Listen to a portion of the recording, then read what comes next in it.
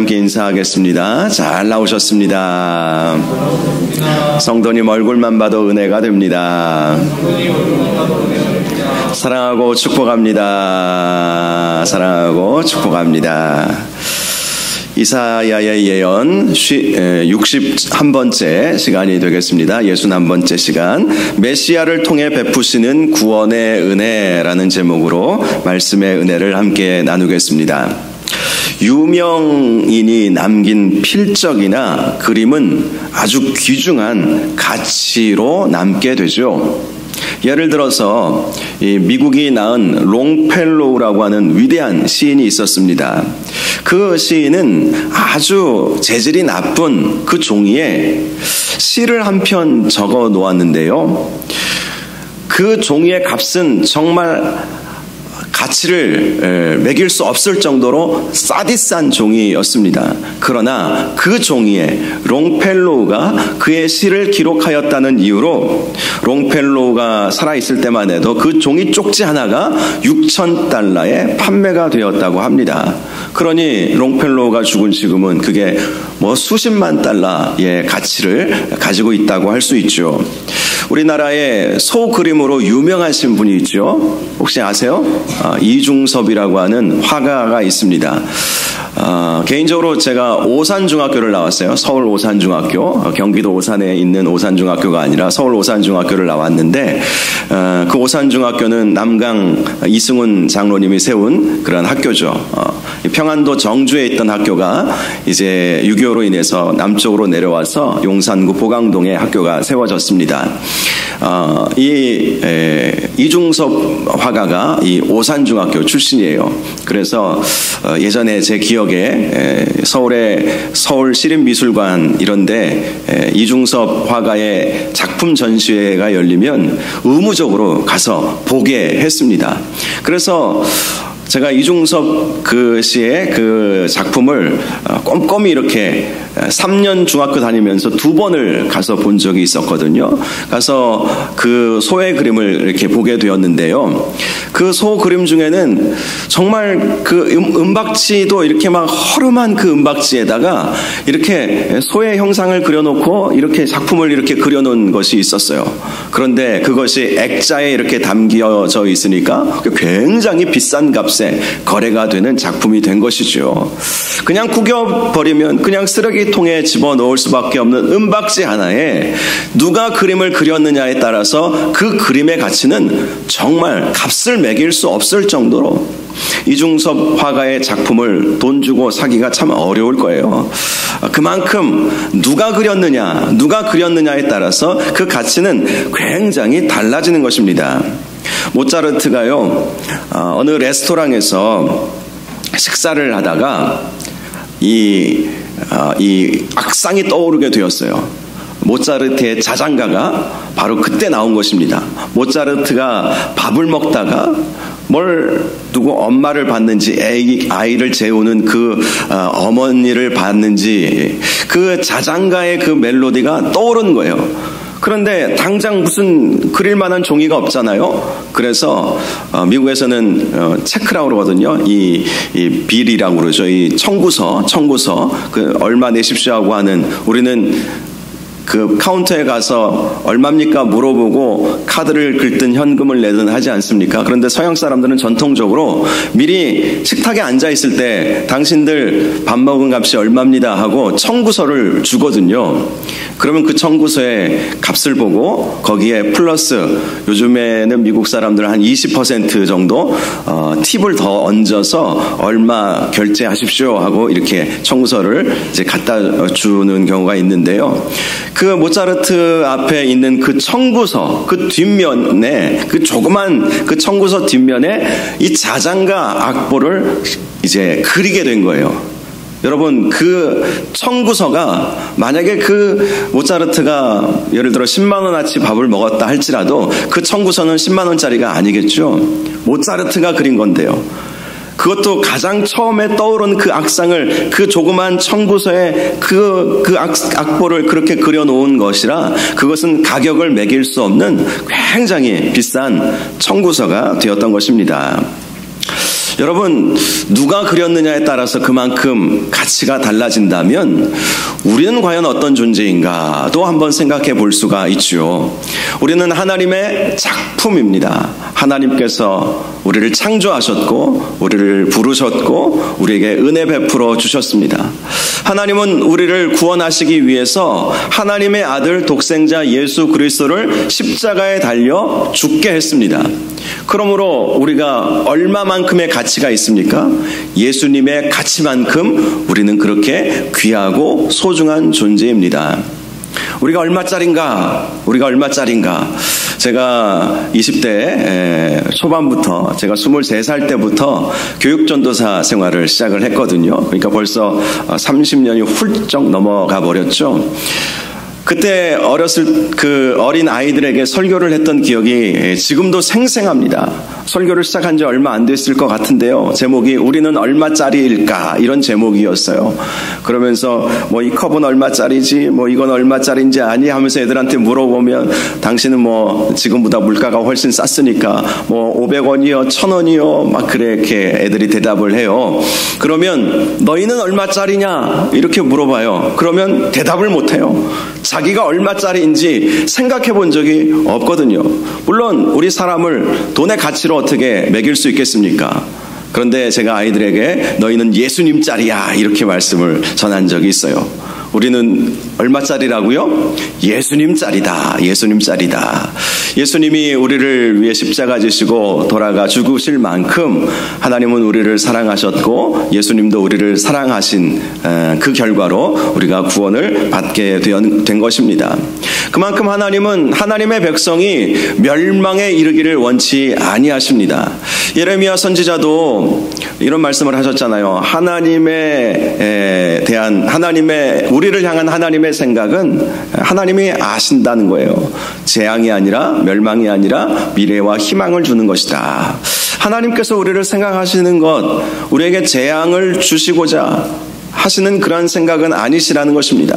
때로는 우리가 범죄하고 실수하고 넘어지고 죄지어도 하나님은 우리를 멸망의 길로, 영원토록 멸망의 길로 떨어뜨리고자 하시는 마음은 전혀 없으시다는 것입니다.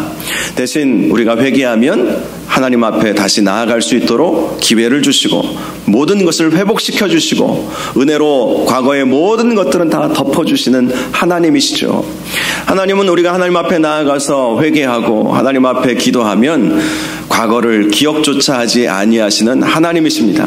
사람하고는 달라요. 사람은 끝까지 기억하는 습성이 있습니다. 저 사람이 나한테 어떻게 했지 하면서 끝까지 기억하죠. 부부 사이에서도 남편이 아내에게 잘못하면 정말 신혼초에 했던 일을 언급하는 경우가 있습니다. 제 집사람이 그런다는 것이 아니고요. 그럴 때가 있어요. 벌써 결혼한 지 30년이 넘어가도 40년, 50년 사신 부부들도 계시죠. 그런데 그 신혼초에 남편이 상처 주는 말을 한 것을 30년, 40년 동안 마음에 담고 사는 것이죠. 그러면서 한번 속상할 때마다 당신 옛날에 그랬잖아 이러면서 막 부부싸움 하기도 하고 그렇죠. 뭐 부부의 관계뿐이겠습니까? 사람과 사람들의 관계 속에서는 누가 누구에게 실수하면 끝까지 기억합니다. 저도 잘 안 돼요. 저도 잊어버리자, 용서하자, 덮고 넘어가자 그렇게 생각을 하다가도 이게 불쑥 떠오르는 거예요. 그 사람이 나한테 어떻게 했지? 막 그런 생각들이 막 떠오르면 너무 힘든 거예요. 꿈속에도 막 나타나는 거예요. 그 사람이 나한테 별로 안 좋게 한 것들이 막 꿈속에서 나타나서 막 힘들어하고 지금 나는 아무렇지도 않고 멀쩡한데 뭐 한참 지난 일인데 왜 그게 생각이 나는지 모르겠어요. 사단의 역사겠죠. 우리가 하나님의 마음을 품는다면 용서할 줄도 알아야 되고 덮을 줄도 알아야 되고 사랑은 허다한 허물을 덮는다 했는데 사랑이 없는 나 자신이 큰 문제겠죠. 그런데 아무리 노력하고 아무리 기도해도 불쑥 그렇게 좋지 않은 과거의 감정들 그것이 우리의 기억 속에 되살아나와서 이 살아나오지 말아야 할 것들이 자꾸 살아나는 경우들이 있어요. 살아나야 할 것은 살아나지 않고 살아나지 말아야 할 것들이 자꾸 우리의 기억 속에서 되살아나가지고 나를 힘들게 만드는 것이죠. 우리의 머릿속으로는 용서한다 해도 나중에 생각해보면 정말 용서가 안 되는 경우가 우리에게는 많이 있습니다. 그런데 우리 하나님은 어떤 하나님이십니까? 과거를 묻지 아니하시는 하나님이십니다. 하나님이 만약에 우리가 잘못했던 것을 하나하나 꼬치꼬치 캐물으신다면 어떻게 하나님을 섬기고 믿을 수 있겠습니까? 부끄러워서도 또 하나님 앞에 무슨 소리 들을까? 이런 하나님이 무서워서라도 하나님 앞에 나아오기가 참 어려울 것입니다. 그런데 우리 하나님은 이해할 수 없는 하나님이시잖아요. 팀 켈러 목사님이신지 정확히 기억이 나지 않는데 이런 책 제목이 있더라고요. 탕부 하나님, 방탕한 하나님. 사실 번역하면 그렇게 할 수 있어요. 허랑방탕한 그러한 아들을 탕자라고 부르잖아요. 아버지를 업신여긴 것이죠. 속인 것은 아니지만 아버지에게 내 몫의 유산을 빨리 주십시오. 그렇게 말하는 것은 아버지에게 빨리 돌아가십시오. 이런 의미로 다가올 수도 있는 것 아니겠습니까? 아주 못된 자식이에요. 그런데 하나님은 그 책의 내용은 그것입니다. 우리가 인간적으로 보면 하나님 아버지는 세상적으로 볼 때 좋은 아버지는 아니라는 거예요. 세상의 아버지는 어떻게 합니까? 자식이 잘못하면 따끔하게 혼내고 그리고 그 죄의 대가를 징계하면서 감당하게 하는 그런 아버지가 좋은 아버지다. 그런 교훈을 주는 이야기들은 옛날부터 지금까지 많이 내려오고 있습니다. 그런 관점에서 보면 하나님은 자꾸 용서해주고 내가 너를 사랑한단다라고 말해주고 그런 하나님이 우리 하나님이시라는 것이죠. 이스라엘이 죄를 범해서 나라가 망해버렸습니다. 북이스라엘은 아수르에 의해서 망해버리고 남유다는 바벨론에 의해서 망해버리고 북이스라엘 백성들은 세계 열국에 다 흩어져 버렸고 남유다의 많은 백성들은 바벨론 포로로 끌려가 버렸습니다. 그들은 벌받을 만한 사람들이었어요. 하나님을 섬겨야 함에도 불구하고 하나님을 온전히 섬기지 않았으니 당연히 그러한 징계는 있어야 하지 않겠습니까? 물론 그들은 징계를 받았지만 하나님은 계속해서 그렇게 바벨론 포로로 끌려간 하나님의 백성들을 향해서 회복을 말씀해 주신다는 거예요. 우리 같으면 그대로 그냥 한도 끝도 없이 그 징계의 자리에 그대로 있도록 하고 싶은 그런 마음이 굴뚝 같지만 하나님은 그래도 계속해서 내가 너희들을 다시 살릴 거야. 내가 너희들의 하나님이 되어줄 거야. 내가 너희들을 구원하여 줄 거야. 내가 너희들과 함께 할 거야. 하나님은 계속해서 그렇게 말씀을 해주신다는 거예요. 오늘 본문도 바로 그러한 하나님의 모습을 발견할 수가 있습니다. 당시 유다 백성은 바벨론 포로로 끌려가서 징계를 당하고 있었습니다. 그런데 하나님은 그들을 향해서 내가 너희를 구원하여 줄게. 내가 너희를 구원하기 위하여 메시아를 보내줄 거야. 하나님은 계속해서 그렇게 말씀하여 주신다는 것입니다. 그래서 우리 하나님의 사랑을 이렇게 표현할 수밖에 없죠. 이해할 수 없는 하나님의 사랑. 이해할 수 없는 하나님의 사랑. 하나님은 정말 이해할 수 없을 정도로 저와 여러분을 사랑하십니다. 어찌 당신의 아들 독생자 예수 그리스도를 저와 여러분을 위해서 십자가에 달려 죽게 하실 수 있겠습니까? 너무나도 사랑하시기에 아들을 내어주시기까지 우리를 사랑하여 주셨던 것입니다. 저와 여러분이 하나님께서 우리를 사랑하고 계시다라는 이 사실만큼은 꼭 잊지 마시기를 주님의 이름으로 축복합니다. 누가 뭐라고 해도 하나님의 사랑은 변치 아니하십니다. 때로는 우리가 하나님께 징계를 당할지라도 하나님은 사랑의 마음으로 징계하시는 것이지 잘못되라고 훈계하시고 때리거나 징계하시는 하나님이 아니신 것이죠. 세상의 부모도 그렇게 하지 않죠. 우리 하나님은 더 큰 사랑을 가지고 계십니다. 오늘 본문 1절을 보니까 주 여호와의 영이 내게 내리셨으니 이는 여호와께서 내게 기름을 부으사 가난한 자에게 아름다운 소식을 전하게 하려 하심이라. 나를 보내사 마음이 상한 자를 고치며 포로된 자에게 자유를, 갇힌 자에게 노임을 선포하며. 이 말씀은 메시아에 대한 예언의 말씀이기도 하죠. 메시아가 이 세상에 오셔서 어떤 일을 하실 것인가. 먼저 메시아에게는 주 여호와의 영이 내려오셨습니다. 그리고 여호와의 기름이 부어진 존재가 바로 메시아라는 사실을 알 수 있죠. 예수님은 성령에 의해서 이 세상에 오셨죠. 성령에 의해 잉태되셨고 또 성령에 의해 이끌림 받아서 마귀의 시험도 받으시고 또 성령에 의해 이끌림을 받으셔서 공생의 사역을 시작을 하셨습니다.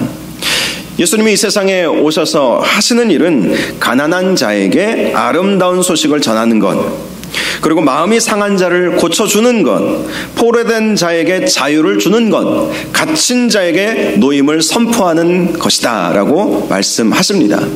이것은 하나님의 구원 계획이 어떠한가를 우리에게 말씀해 주시는 것이죠.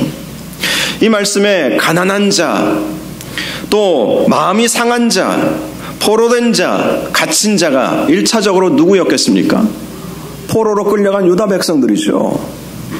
그들은 마음이 상했어요. 지금 나라를 잃고 집을 다 잃어버리고 이민족의 땅에 와서 살아가고 있습니다. 그러니 마음이 얼마나 상했겠습니까? 또 그들은 가난했습니다. 가진 것이 없었죠. 있는 것 다 빼앗겼고 이방인의 땅에 와서 살아갔으니 얼마나 가난했겠습니까? 그들은 포로된 자였습니다. 자유가 그들에게는 없었습니다. 바벨론 포로로 끌려와서 노예의 삶을 살 수밖에 없었습니다. 온갖 부역의 일을 감당해야 했죠. 바벨론도 여러 제국들을 건설하면서 많은 노동력이 필요했습니다. 그 노동력이 필요한 곳에 유대인들은 끌려가서 중노동을 감당을 해야 했던 것입니다. 그들은 갇힌 자였죠. 그런데 하나님은 그들에게 아름다운 소식을 전해주시고 그들을 고쳐주시고 그들에게 자유를 주시고 그들에게 노임을 선포하여 주실 것이다 라고 말씀하여 주셨던 것입니다.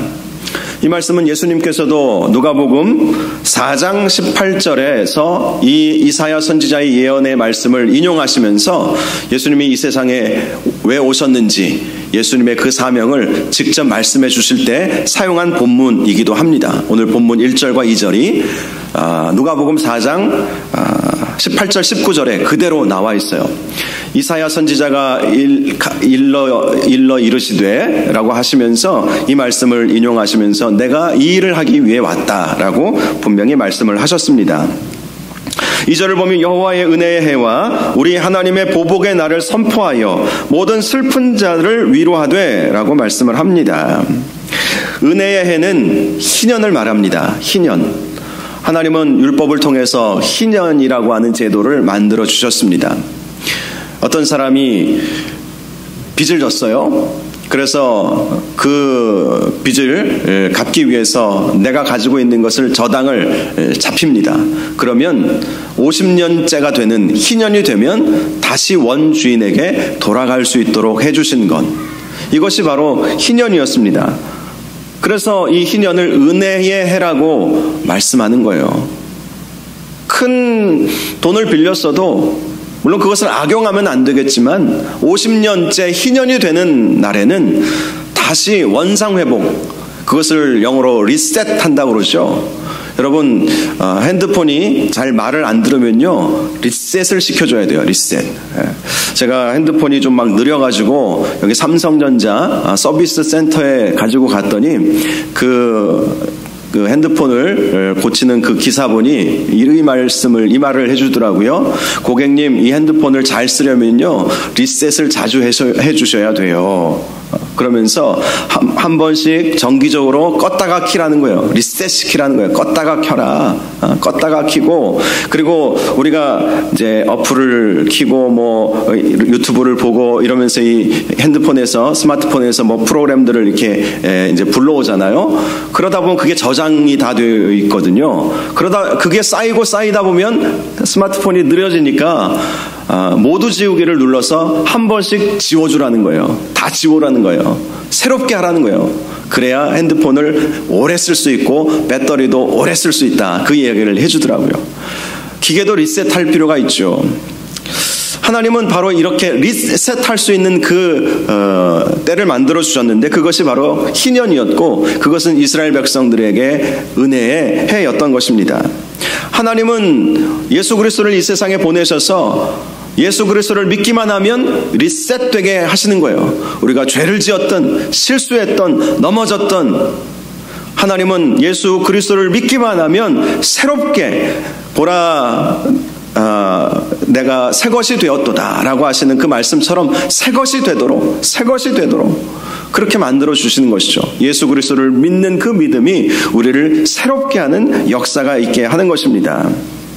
그리고 하나님은 보복의 날을 선포하신다라고 말씀을 하셨습니다. 보복의 날, 원수 갚는 날. 사실 원수 갚음은 주님께 있는 것이죠. 우리가 원수를 갚으려다 보면 원수보다 우리는 더 악해져야 원수를 갚을 수 있습니다. 원수 갚음은 주님께 맡기는 것이 가장 현명합니다. 나는 내 힘으로 한번 원수를 갚아보겠다. 그래야 속이 시원하겠다 라고 생각하면서 원수를 어떻게 갚을까 이렇게 곰곰이 생각하다 보면 내가 악해질 뿐이에요. 내가 악해지면 내 삶은 악의 삶을 살아갈 수밖에 없는 것입니다. 그래서 하나님은 원수 갚음은 내게 맡겨라. 내게 있으니 내게 맡겨라 라고 말씀을 하신 것입니다. 유다 백성들을 힘들게 하고 바벨론 포로로 끌려갔다고 해서 바벨론을 하나님께서 잘했다고 칭찬하시는 것은 아니거든요. 바벨론도 잘못한 것이 얼마나 많이 있습니까? 바벨론은요 진노의 막대기, 분노의 몽둥이로 사용되었을 뿐이에요. 하나님께서 바벨론도 쓰셨습니다. 그런데 안 좋은 방향으로 쓰셨을 뿐이에요. 바벨론이 선에서 유다를 징계하는 채찍으로 쓰신 것이 아니라 그들이 악함에도 불구하고 하나님의 백성을 징계하시기 위해서, 깨닫게 하시기 위해서 바벨론을 쓰셨을 뿐이죠. 하나님은 그 바벨론을 향하여 보복의 날이 있을 것임을 선포하신다는 거예요. 원수를 갚으시는 날이 온다고 말씀을 하여 주신 것입니다. 그리고 모든 슬픈 자들을 위로하여 주신다고 말씀하여 주셨습니다. 억울하고 분하고 슬프고 마음이 힘들고 어려운 그러한 하나님의 백성들을 하나님께서는 위로하여 주시고 그들을 새롭게 회복시켜 주신다고 말씀하여 주시는 것입니다. 이 모든 것이 예수 그리스도를 믿을 때 있게 된다는 사실을 꼭 기억하시기를 바랍니다.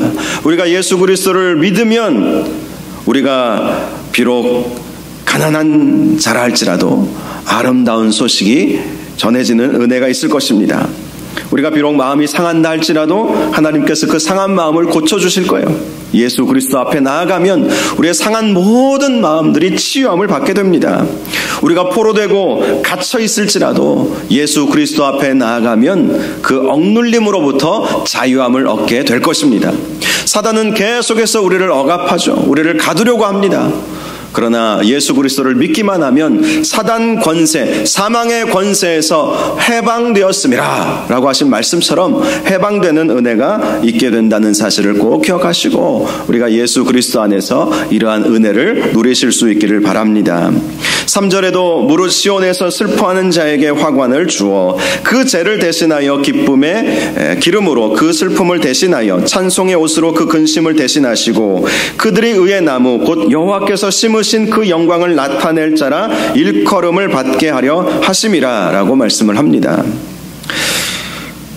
하나님은 우리에게 시온에서 슬퍼하는 자에게 화관을 주신다. 그리고 그들이 기쁨의 기름으로 또 찬송의 옷으로 근심을 대신하시고 또 여호와의 영광을 나타낼 수 있도록 그렇게 하시겠다고 말씀하셨습니다. 특별히 이 말씀에서 우리가 주목해 볼 단어는 시온에서라고 하는 단어입니다. 하나님은 시온에서 그러한 회복의 은혜를 허락하여 주신다는 것이죠. 시온이 어디입니까? 시온은 예루살렘을 말하는 거예요. 예루살렘을 다른 의미로 시온이라고 말합니다.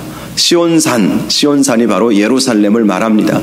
그리고 이 시온은 성전을 가리키기도 합니다. 예루살렘에 있는 성전이 바로 시온인 것이죠. 그러므로 억울하고 힘들고 병들고 지칠 때에 시온으로 나아갈 필요가 있어요. 시온은 성전을 말하는 것이고 오늘날 교회를 말하는 것이죠. 슬프고 힘들고 어렵고 병들고 지쳤을 때 여러분 어디서 위로함을 얻을 수 있겠습니까? 주님의 몸된 교회에서 위로함을 얻을 수 있어요. 주의 몸된 교회에서 은혜 받으면 회복이 되기 때문인 것입니다. 그러므로 우리의 삶에 슬픔이 오고 견딜 수 없는 고통이 찾아오면 교회로 나아오시기 바랍니다. 교회는 건물만이 아니죠. 우리가 성도의 교제 속에서 은혜를 얻을 수 있고 교회 안에서 하나님 앞에 예배함으로 하나님의 은혜를 누릴 수 있어요. 힘들고 어려울 때 사람 찾아다니지 마시고, 물론 전혀 안 찾아다닐 수는 없겠지만 사람들에게 얻는 위로도 분명히 있습니다. 그런데 진정한 위로는 주님께서 주시는 것이 진정한 위로입니다. 주님께서 주셔야만 내 마음을 진정으로 위로해 줄 수 있죠. 사람의 위로는 잠시뿐이에요. 그런데 하나님의 위로는 영원한 위로이시고 완전한 위로가 되는 것입니다.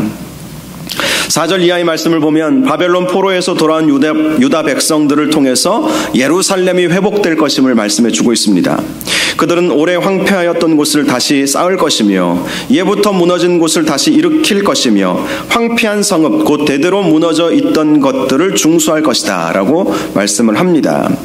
실제로 이 일은 현실이 되었죠. 실현되었습니다. 바벨론 1차 포로 귀환 때 수룹바벨을 중심으로 5만여 명의 사람들이 예루살렘으로 돌아왔죠.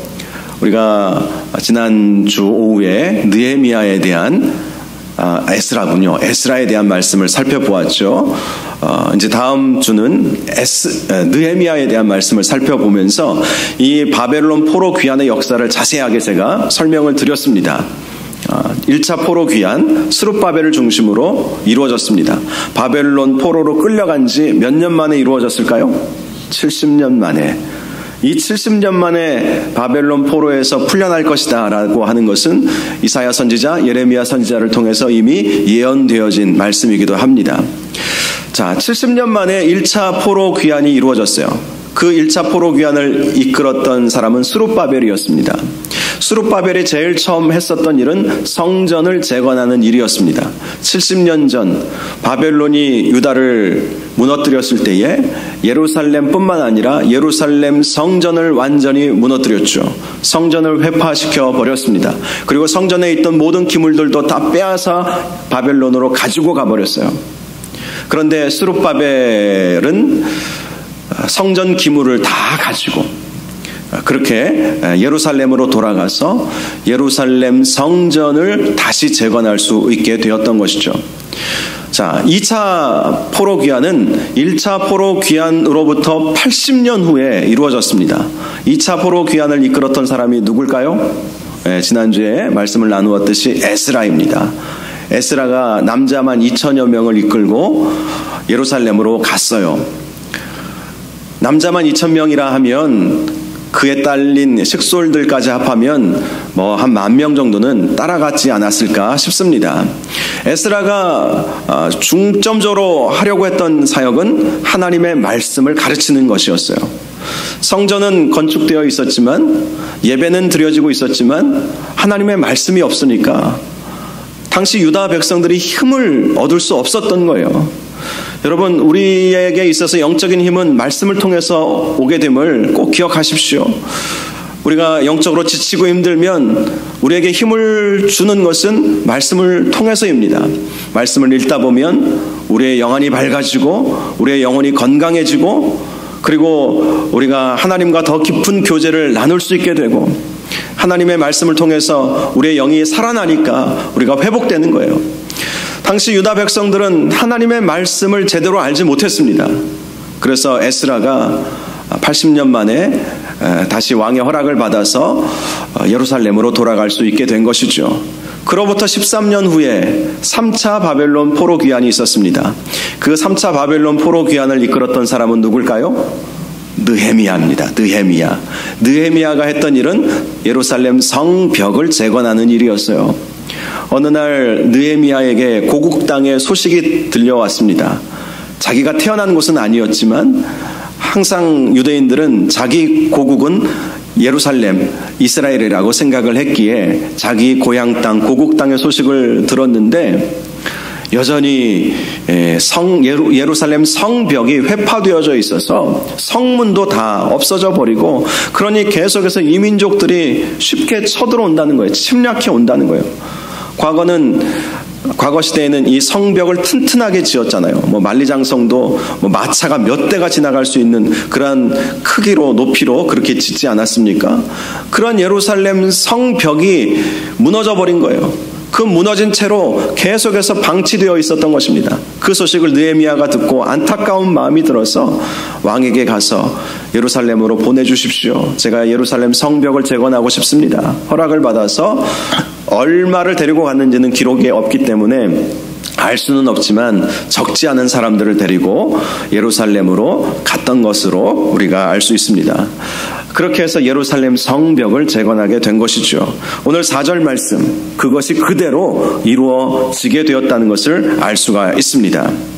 특별히 6절 말씀을 보면 여호와의 제사장이라 일컬음을 받을 것이다, 이렇게 말씀을 합니다. 성전이 건축되고 하나님의 말씀으로 교육을 받고 성벽이 건설됨으로 인해서 너희는 여호와의 제사장이라 일컬음을 받게 될 것이다. 즉 하나님께서 예루살렘을 회복시켜 주시는 이유가 무엇인지를 말씀해 주는 거예요. 왜 회복을 주셨을까? 본래 사명을 깨달으라 라는 것이에요. 본래 사명. 하나님은 이스라엘 백성을 출애굽시키시고 그들에게 사명의 말씀을 주셨습니다. 그것이 출애굽기 19장 6절에 나와 있어요. 너희가 내게 대하여 제사장 나라가 되며 거룩한 백성이 되리라. 이 말씀은 애굽에서 이스라엘 백성이 출애굽하고 모세와 함께 이제 출애굽한 이후에 시내산에 도착하게 되었는데요. 모세가 하나님의 말씀을 받으러 시내산에 올라갔을 때 하나님께서 모세에게 주신 말씀입니다. 너는 이 말을 이스라엘 백성에게 전하라 라고 하시면서 주신 말씀, 너희가 내게 대하여 제사장 나라가 될 것이다. 이것이 이스라엘 백성의 사명이었다는 것입니다. 제사장 나라가 되는 것. 제사장 나라의 의미가 무엇입니까? 민족의 중보자를 말하는 거예요. 나라의 중보자들. 제사장이라고 하는 직책은 백성의 죄를 대신해서 하나님께 제사하고 하나님께 기도하는 자가 제사장이었죠. 제사장 나라라고 하는 것은 여러 나라와 여러 민족들을 대신하여 하나님께 나아가 기도하고 이 여러 나라, 민족들, 하나님을 알지 못하고 하나님을 섬기지 않는 그 나라와 민족들을 하나님께로 이끌어 가게 하는 나라. 그게 제사장 나라예요. 저는 우리나라와 우리 민족이 그렇게 쓰임받을 수 있기를 주님의 이름으로 축복합니다. 제사장 나라가 되는 것. 그동안 이 역할을 우리나라가 참 잘 감당했어요.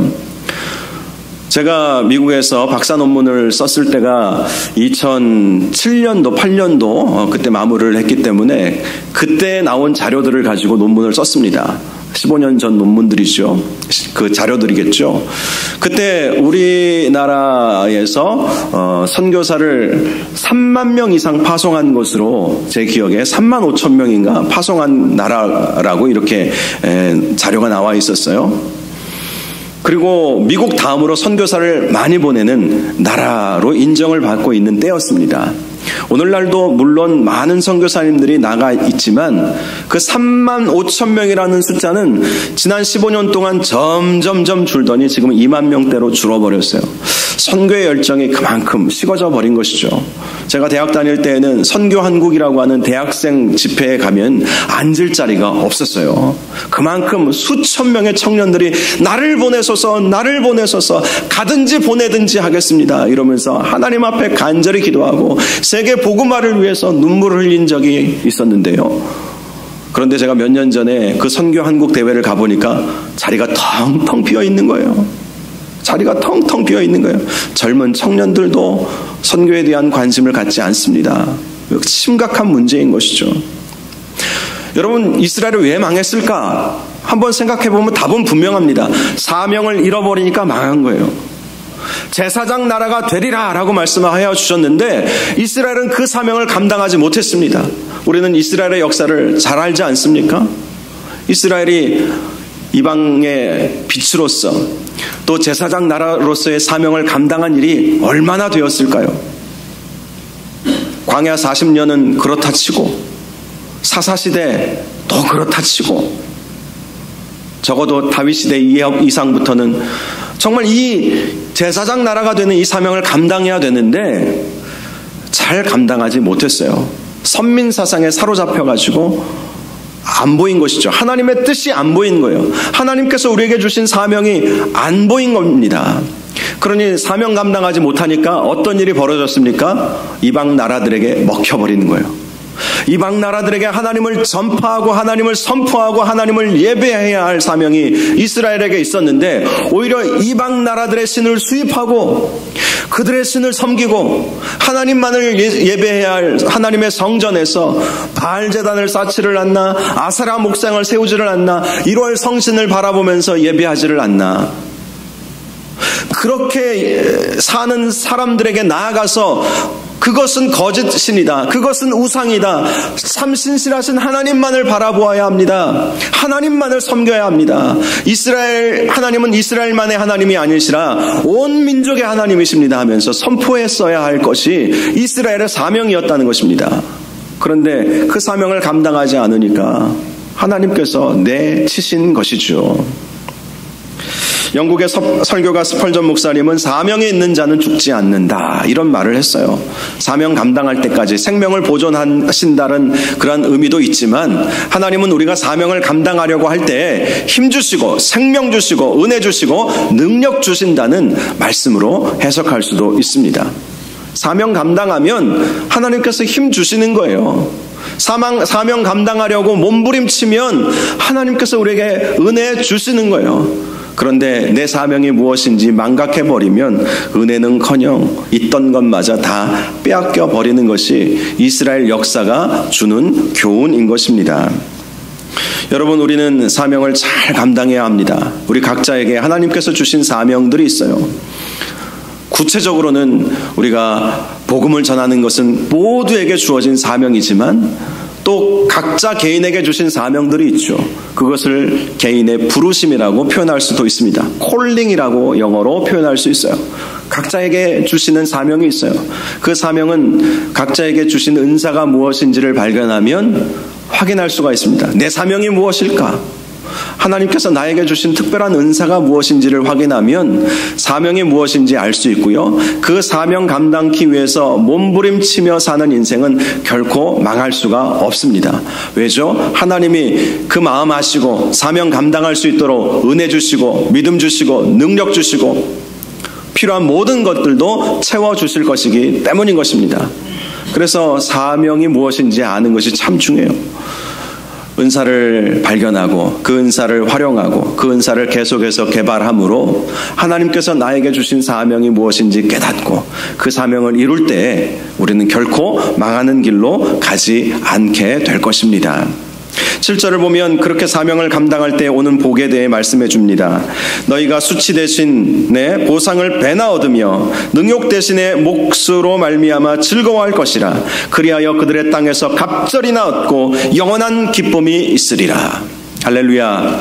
사명 감당하면 이러한 갑절의 복이 우리에게 임하게 될 것입니다. 이 갑절의 복은요, 내가 노력하고 수고한 이상의 것, 내가 기대했던 그 이상의 복, 내가 구하거나 생각한 것보다 더 능히 넘치도록 하여 주시는 그 하나님의 은혜, 그것이 우리에게 오게 된다는 거예요. 2배만 주겠다는 의미가 아닌 것입니다. 많은 분들이 이런 간증을 합니다. 내가 주님의 일을 했더니 주님께서 내 일을 해 주시더라.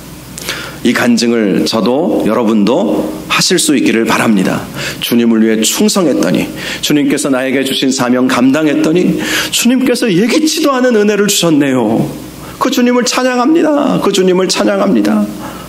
내가 주님의 일을 감당했더니 주님께서는 나의 필요한 것들도 채워주시고 내가 할 수 없는 일들도 다 해주시고 은혜 베풀어 주시니 그 얼마나 감사합니까? 여러분, 이러한 고백이 있으면 좋겠어요. 우리가 노력했다고 다 잘 되는 거 아니지 않습니까? 노력했다고 잘 됐다면 저는 서울 의대 갔을 거예요. 저는 엉덩이가 무거워서 한 번 앉으면 잘 안 일어섭니다. 화장실 갈 때 빼고. 저는요, 종종 여러분들에게도 이 말씀을 하지만 새벽기도 끝나고 밥 먹을 때 집에 가고, 저는 삼식이거든요. 이식이네, 이식이. 아침은 간단하게 비스켓과 커피 한 잔으로 때우지만 점심 먹고 저녁 먹고 집에 갈 때 또 목사님들 만날 땐 또 외출도 하지만 주로 목양실에 앉아서 말씀 묵상하고 또 설교도 쓰고, 설교할 게 일주일에 한 10편 가까이 되니까 얼마나 해야 할 설교가 많은지 몰라요. 새벽 설교 하나 보통 한 20분, 길어야 한 25분 정도 설교하지만 그 설교 한 편 준비하려면요, 20분 설교할 때 여러분 얼마나 해야 할 것 같습니까? 못해도 한 2시간은 해야 돼요. 물론 어떤 설교는 1시간 만에 설교 준비가 하나님의 은혜로 끝내는 경우도 있었지만 보통 1시간, 2시간 원고를 써 내려가고 묵상하고 자료 찾아보고 이러다 보면 시간이 금방 가버립니다. 여러분, 자리에 한번 앉아 있어서 몇 시간 동안 앉아서 공부하고 책 본다고 성적이 좋아지지는 않더라고요. 제가 고등학교 다닐 때는 거의 밤 12시까지 자율학습 하다가 막차 타고 집으로 들어갔거든요. 그렇게 시간에 비례해서 성적이 오른다면 저는 정말 서울 의대에 갔을지 몰라요. 그런데 하나님께서 제가 의사보다는 목사 되게 하시려고 성적을 안 좋게 하셨는지는 모르겠지만, 여러분, 노력한 대로 다 얻을 수 있는 것은 아닙니다. 아무리 열심히 공부해도 인간의 한계는 분명히 있어요. 아무리 노력해도 직장에서 또 인정받을 수 있는 그 한계도 있고요. 올라갈 수 있는 자리의 한계도 분명히 있지 않습니까? 아무리 노력해도 안 되는 영역이 분명히 있어요. 그런데 우리가 주님을 위해 일하고 주님께서 우리에게 주신 사명을 감당하면 내가 이룰 수 있는 것에 갑절의 은혜, 갑절의 축복이 우리에게 주어지는 것입니다. 우리가 주님의 일을 감당하면 우리 주님께서 우리를 기뻐하시고 우리의 필요한 모든 것들을 다 채워주신다는 거예요. 그것을 꼭 믿으시기를 주님의 이름으로 축복합니다. 그래서 더욱더 주님의 일에 열심을 내시기를 바랍니다. 8절을 보면 우리 하나님에 대해서 이렇게 말씀합니다. 무릇 나 여호와는 정의를 사랑하며 불의의 강탈을 미워하며 성실히 그들에게 갚아주고 그들과 영원한 언약을 맺을 것이라. 하나님은 정의를 사랑하시는 하나님이시고 불의를 미워하시는 하나님이시고 성실하신 하나님이시다. 이 말씀은요, 하나님은 그런 하나님이시기에 우리도 그런 사람이 되어야 한다는 것을 말씀하는 것이기도 합니다. 우리는 하나님을 닮아가야 되지 않습니까? 그래서 정의를 사랑하시는 하나님과 같이 정의를 사랑하며 살고 불의를 미워하고 신실함, 성실함, 우리 하나님은 미쁘시다. 이 미쁘시다는 말이 신실하다라는 의미입니다. 신실하신 하나님을 닮아서 우리도 신실하게 하나님의 일을 감당해야 한다는 것입니다. 10절을 보면 그렇게 회복시켜 주시는 하나님의 은혜를 찬양하고 있습니다. 내가 여호와로 말미암아 크게 기뻐하며 내 영혼이 나의 하나님으로 말미암아 즐거워하리니 이는 그가 구원의 옷을 내게 입히시며 공의의 겉옷을 내게 더하심이 신랑이 사모를 쓰며 신부가 자기 보석으로 단장함 갖게 하셨음이라. 하나님께서 주신 사명 감당하면 우리의 영혼은 기쁨을 얻게 될 것입니다. 그리고 우리는 신랑이 쓰는 사모관대 이런 옛날 말이 있죠. 모자를 쓰는 것처럼 신부가 입는 아름다운 결혼 예복과 같은 그런 옷을 입게 된다는 것이죠. 다른 사람들이 보아도 아름답다, 존귀하다, 이렇게 인정받을 수 있도록 만들어 주신다는 것입니다. 사명 감당하는 사람에게 주시는 은혜가 이만큼 크다는 것을 꼭 기억하시기를 바랍니다. 오늘 말씀을 정리하면 하나님은 이스라엘이 바벨론 포로로 끌려가서 억눌리고 억압받고 포로되고 자유가 없는 그들이었지만 메시아를 통해서 구원의 은혜를 베풀어 주신다고 약속해 주셨습니다. 왜 그러한 구원의 은혜를 다시 베풀어 주시느냐면 이스라엘의 사명을 다시 이루도록 하기 위해서, 제사장 나라가 되는 그 사명을 이루도록 하기 위해서 회복시켜 준다는 거예요. 하나님께서 우리를 회복시켜 주시는 것은 바로 그러한 사명을 감당하기 위한 것임을 기억하시고, 그렇게 사명을 감당하면 갑절의 은혜, 갑절의 축복이 우리에게 임하게 된다는 것을 기억하셔서 하나님께서 우리에게 주신 사명 잘 감당하셔서 오늘 본문에 나와 있는 갑절의 축복이 임하는 저와 여러분들 되시기를 주님의 이름으로 축원합니다. 기도하겠습니다. 거룩하시고 존귀하신 아버지 하나님, 주님은 우리의 억눌림과 갇힘과 우리의 포로됨을 자유케 하여 주시고 그 모든 것들을 해방시켜 주시는 하나님이신 줄로 믿습니다. 하나님의 회복의 은혜는 우리가 사명을 감당하시기를 원하는 하나님의 뜻과 연결되어 있음을 오늘 말씀이 우리에게 말씀하여 주고 있습니다. 우리에게 주어진 하나님의 귀한 사명 잘 감당할 수 있도록 인도하여 주셔서 우리 인생의 갑절의 복들이 우리가 계획하고 노력했던 것 그 이상의 것, 우리가 사모하고 기대했던 것 그 이상의 갑절의 은혜가 우리 가운데 있도록 인도하여 주시옵소서. 예수님의 이름으로 기도하옵나이다. 아멘.